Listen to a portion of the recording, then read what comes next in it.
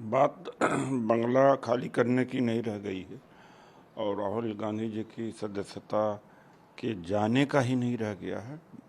अब बात बहुत दूर तक जा चुकी है, जनतंत्र को बचाने की बात है। 23 तारीख को राहुल जी का सदस्यता जाती है, 24 को मीसा भारती आरजेडी के नेता को ईडी बुलाती है और deputy chief minister Tejashwi Yadav को सीबीआई सम्मन करती है। किसको छोड़ा है? आज जनतंत्र बचाने की बात है, चाहे वो मीडिया हो, चाहे बिजनेस पर्सन हो, आम सिटीजन हो। और राहुल गांधी जी का तो प्रकरण है ही है।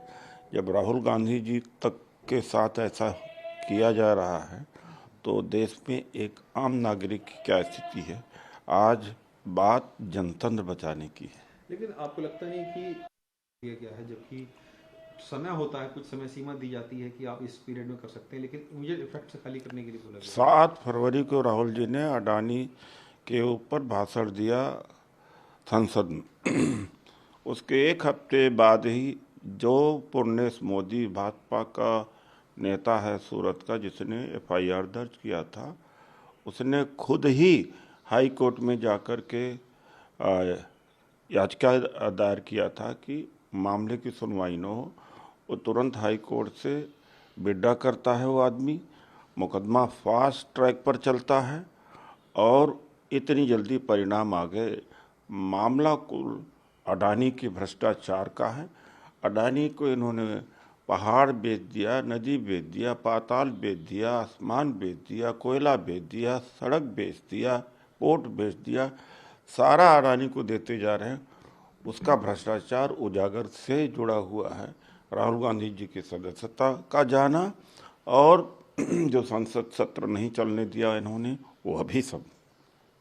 तो प्रोटेस्ट कर रही है सरकार के अगेंस्ट में। जब से भारत आज़ाद हुआ पहले बार 18 पार्टियां और एक कलर यानी काला कुर्ता पहन करके विरोध किया है सरकार का।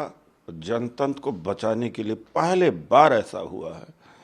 तो जिस तरह से पहले बार इतना आतंक मचा हुआ है, उसी तरीके से पहले बार इस तरह से विपक्ष की एकता हुई है। सारे विपक्ष को धन्यवाद करता हूं, क्योंकि सबके ऊपर कहीं ना कहीं बीत रही है। लोकसभा की प्रिविलेज कमेटी है और उदित राज जी, लोकसभा की जो प्रिविलेज कमेटी है वो राहुल गांधी के मामले में जान छानबीन करेगी और लीगल एक्शन इसमें क्या लिया सकता है, लीगल ओपिनियन क्या लिया जा सकता है, उस पर भी बात करेगी। नहीं, करने दीजिए। लोकसभा के प्रिविलेज कमेटी का जो अपना काम है करे, देखते हैं उसका क्या रिजल्ट है। तो अगर सरकार प्रिविलेज कमेटी बना रही है कि विपक्ष बना रहा है, मेरा ख्याल है सरकार का है, तो let them do their job. Better you ask from them, उन्हीं से पूछिए कि क्या वो करना चाहते हैं। सर, मुख्यमंत्री हैं महाराष्ट्र के, उन्होंने बोला है कि जो पहले सावरकर की इज्जत, कुछ भी बात होती, इंसल्ट होती थी तो बर्दाश्त नहीं करते थे बाला साहब ठाकरे। बाकायदा जो भी कोई इंसल्ट करता था उनकी तो छोड़ते नहीं थे उनको।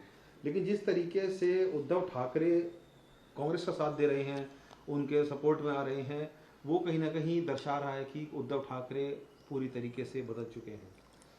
देखिए, ये मामला उद्धव ठाकरे का, एकनाथ शिंदे का है। एकनाथ शिंदे किस तरह से उन्होंने विश्वासघात अपने पार्टी के साथ किया है, जिसको बाला साहब ठाकरे ने पाला, शिवसेना ने पाला, यहाँ तक पहुँचाया, उन्होंने भीतरघात किया है। तो उनका मॉरल नैतिक कर्तव्य नहीं होता है। जब दोबारा चुनाव जीत करके आएंगे तभी बोलने का कर्तव्य होना है, वरना उन्होंने पीठ पे छुरा भोंक करके बीजेपी के साथ में मिलकर के सरकार बनाई है। उनका नैतिक कर्तव्य कुछ नहीं होता बोलने का।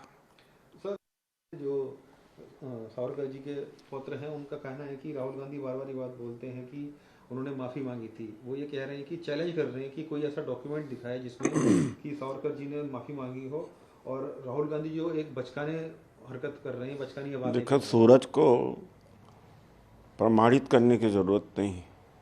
तमाम गजेटियर्स हैं और आर्काइव्स हैं, तमाम रिसर्चेज हैं, डॉक्यूमेंट्स हैं, इस पर तो कम से कम कोई विवाद नहीं हो सकता है कि सावरकर ने 6 बार माफ़ी मांगी थी, 6 बार से भी ज़्यादा मांगी थी। इस पर तो आज तक भाजपा वाले भी नहीं कह पाए हैं जिस तरह से वो कह रहे हैं। तो अब उनको किसी ने बता दिया होगा, इतिहास का ज्ञान उनको नहीं है। सर एक सवाल ये, नेहरू जी ने जिस तरीके से देश का अपमान करवाया था और कायरता की कायरता की निशानी दी थी कि 1000 किलोमीटर की जो स्क्वायर किलोमीटर की लैंड थी चाइना को दे दी, तिब्बत भी भारत का हिस्सा हो सकता था, लेकिन उन्होंने कहीं ना कहीं यूएन में चाइना का साथ दिया और जो भारत की तमाम जो चीज़ें थी वो चाइना को देनी पड़ी। देखिए, देश का गद्दार हैं ये लोग, और जो गोलवलकर सर संघ चालक जो ये सारे उनकी औलाद है, और लंबे समय तक गोलवलकर ही सर संचालक रहे, 40 से लेकर के 73 तक। उन गोलवलकर ने इस देश की जनता को किस तरह से कहा था, ये कोई देशभक्त नहीं है, और कि अगर आज़ादी के बाद दलित, पिछड़े, आदिवासियों को सत्ता में भागीदारी मिलती है तो बेहतर हम अंग्रेज़ों की गुलामी स्वीकार करेंगे। तो ये जो देश की बात करते हैं, इनके मुंह से अच्छा नहीं लगता है। अभी उसका जवाब दें, अरुणाचल प्रदेश में ये तो सच भी नहीं बोलने को तैयार है कि चाइना ने 2 गांव बसा लिए हैं, लद्दाख में ज़मीन के ऊपर आक्रमण कर लिया है। अब सरकार हटेगी इनकी जब भी, तब देखिएगा कि कितना चाइना ने ज़मीनें हमारी दबा ली है। ये थर्राते हैं डर की वजह से, चाइना के बारे में बोलते नहीं हैं। हिम्मत है तो चाइना से अपनी जो ज़मीन है इनके समय में जो कब्जाई है उसको वापस करा लें। सर एक आखिरी सवाल है, खबर ऐसी आ रही है कि वो शायद नेपाल भाग गए हैं और नेपाल के सरकार से भारत के उद्योग ने बोला है कि किसी तीसरी कंट्रीज को ना उड़ने दिया। क्या आपको लगता है वाकई में कि वो नेपाल जा चुके होंगे या किस तरीके की चीज़ें हुई? देखिए, सबसे पहले इंटेलिजेंस फेलियर भारत सरकार का है। आईबी और आग को क्या नहीं पता लगा, इतने दिनों से आतंकवादी गतिविधियां चल रही थी। क्रॉस बॉर्डर यानी वो बॉर्डर क्रॉस कर रहा है, वहाँ तो आम आदमी पार्टी की भी जिम्मेदारी रहे। जो टेलीविज़न पर देखने को मिल रहा है या सूत्रों से पता लग रहा है कि पंजाब से चला, हरियाणा आया, शायद दिल्ली होते हुए यूपी, इस रास्ते से गया है। तो कहने का मतलब है कि ये कितने असक्षम हैं, इनका इंटेलिजेंस और इनका आईबी कितनी असक्षम है।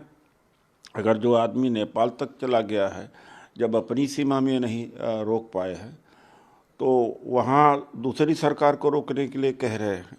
वो ठीक है, करना चाहिए, लेकिन अपनी जो नमस्कार, मैं हूं मानक गुप्ता। अगर आपको हमारा ये वीडियो पसंद आया हो तो इसे लाइक और शेयर जरूर करें, और हाँ, हमें सब्सक्राइब और फॉलो करना ना भूलें ताकि आप देश और दुनिया की कोई खबर मिस ना करें।